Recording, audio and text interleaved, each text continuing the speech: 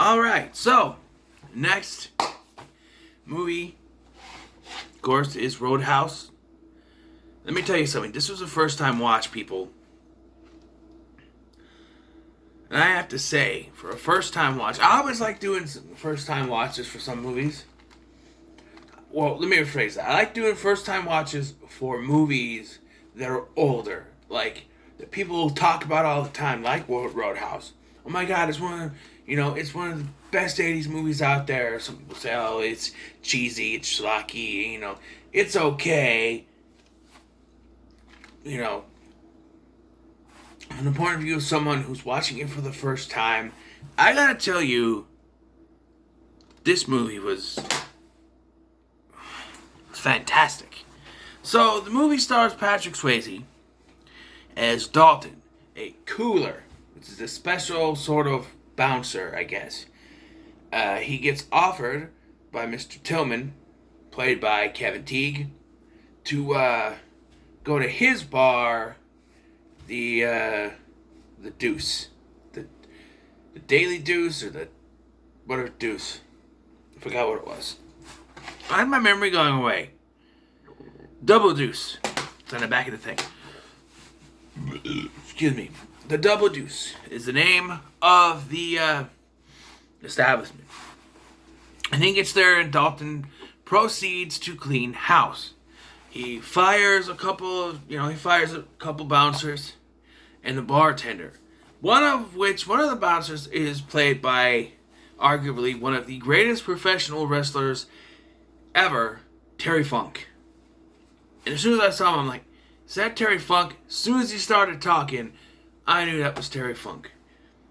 And yes, unfortunately, he does not get to be an ally of Dalton's. He becomes sort of an antagonist towards Dalton. He joins forces with the villain, whose name is Brad Wesley, who's a 60-something-year-old man, this tycoon, this real estate man, this man of incredible wealth, who, because Dalton is apparently the first to actually oppose him, he is, firing back on all cylinders against him. The bartender that Dalton fires is actually his nephew, Wesley's nephew. So Wesley's men show up and say, hey, he's not fired. He's Wesley's nephew, and Wesley supplies all the alcohol. So that's that. But then they proceed to try to, what appears to murder Dalton, and it ends up in a fight. And, yeah, during one of the fights, he gets stabbed here, and he goes to the hospital where he meets Doc, or Dr. Elizabeth Clay, but they call her Doc, who is his love interest. And I found that weird, because at the beginning of this, there's a woman named Carrie Ann, and she brings him breakfast. I'm like, okay, so this is the love interest. She doesn't really get any more lines after that. She's in the background most of the time. She does sing a song with the Jeff Healey Band, which I thought was pretty good. But other than that, she sort of disappears so that we can bring in this new character of Doc, who becomes the love interest for Dalton. And I gotta say, she's a decent love interest. She's, what I thought was weird is that unlike most leading ladies in these type of movies, she shows some skin. Like there's some scenes you get side boob, or sometimes it's you see tits, but it's a body double. But no, it's clearly her. So obviously she didn't care about showing some skin, which is always appreciated. And we see it a couple times actually,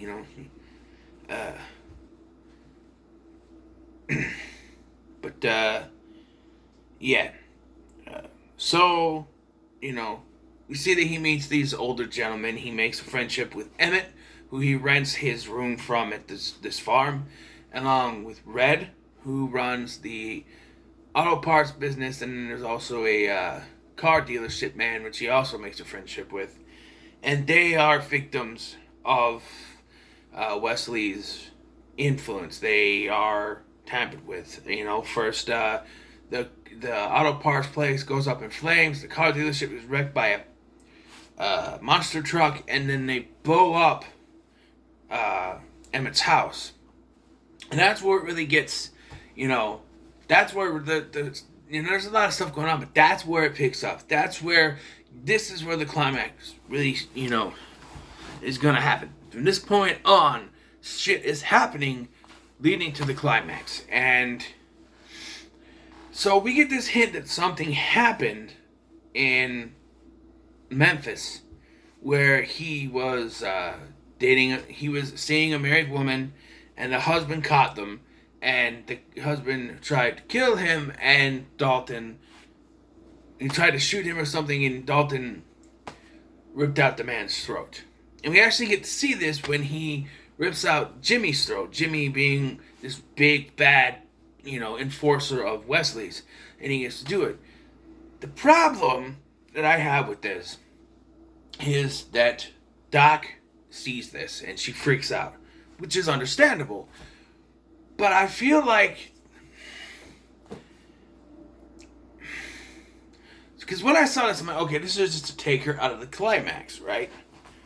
So that she's not involved. And then we get that phone call thing, you killed Jimmy, so I'm gonna kill one of your friends. I'm either gonna kill Wade, which is played by Sam Elliott, who shows up to help a little bit there, or I'm gonna kill Doc or Elizabeth. You choose, and he won't choose. He says, okay, so I'll flip a coin. But he doesn't designate which is which. Like, heads, which is apparently what it is. Heads, Doc, tails, Wade. Which he doesn't say what it is, and then he doesn't say what the coin says. And then there's a sort of, what do you call that?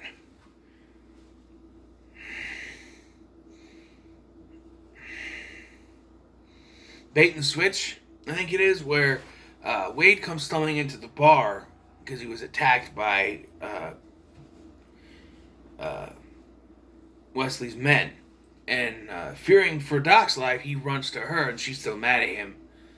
And so she tells him to leave. When he goes back to the bar, he finds Wade dead. So they were banking. So what I'm gathering is that they sent 3 guys to take him down, knowing it wouldn't work, but he would go back. But Wade would go back to Dalton, and Dalton would think that there's only a warning, and that the coin landed on the one for Doc. When he gets back, he sees that Wade is dead, knife in his chest, and it says it was heads, or it was tails.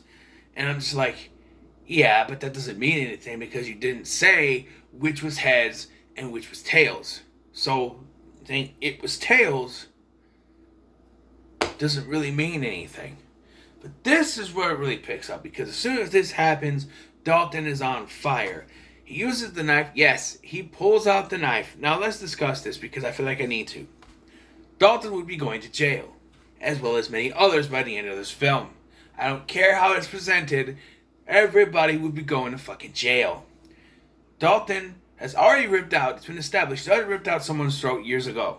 He just ripped out Jimmy's throat, so the police should be after him, and we've established that Wesley owns the police. Now, he's found, there was no one else in the bar, by the way, when Wade was killed. He pulls the knife that killed Wade out of his chest. His fingerprints are on that weapon. And then he sticks it to the accelerator of his vehicle, which apparently that works, and it drives into Wesley's compound, and the cops do show up at the end, so they're going to find that car, they're going to find the murder weapon, the weapon that killed Wade, in that car on the accelerator. They know the car is registered to Dalton, and Dalton comes in and kills every single one of these bouncers except for the fat one. He just has a polar bear fall on him. Then he proceeds to fight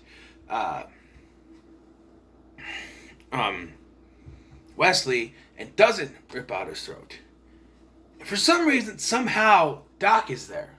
How did she get there? Why is she there? What? I don't understand. Because I was thinking, okay, so she's out of this, but wouldn't it make sense if they killed Wade and then kidnapped Doc, so she's held there? she's just randomly there. There's no reason for her to be there other than to see him not do that, so that there's some sort of reconciliation between them. And then Wesley grabs a gun like he's gonna shoot Dalton, and in comes Red, shoots him. Red shoots Wesley. Here comes Emmett, shoots him. And then here comes Tillman, and he says, "This is my town," or something like that. Something like that, and he shoots him, and I went, "Fuck yeah," because they took back their town. This is our town, or something like that. They took it back, and then one of the guys proceeds to take all the guns and hide them, and then each one of them corroborates that they don't know what happened. But the one question the cops should be asking is, well, then what the fuck are you doing here? Why are you here? Why are any of you here?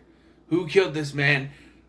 If none of you killed this man, then why are you here? That's a big question. But they all get let go, and we end with the Jeff Healey Band, which I'll get to in a minute, playing some terrific music, while Dalton and Doc are swimming butt naked in the creek, or in the pond, or whatever. This is a fantastic film. There are some lapses in judgment. I don't think, you gotta think it's just an 80s schlock action film that doesn't, need to make sense.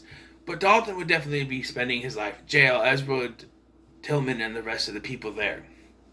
I do admit there was sort of a bait and switch for me, because as soon as I saw Tillman, he's played by Kevin Teague, who's known to play villains. He was a villain in the Newsies, and then in Lost, but on Lost, whatever. But he was Ben in My Bloody Valentine 3D, and he was a good guy here. I kept wanting to call him Ben, that's why I kept saying Tillman. But yeah, that kind of, because I thought he was going to be the villain, and it turns out it's not. He's a decent guy. So yeah, but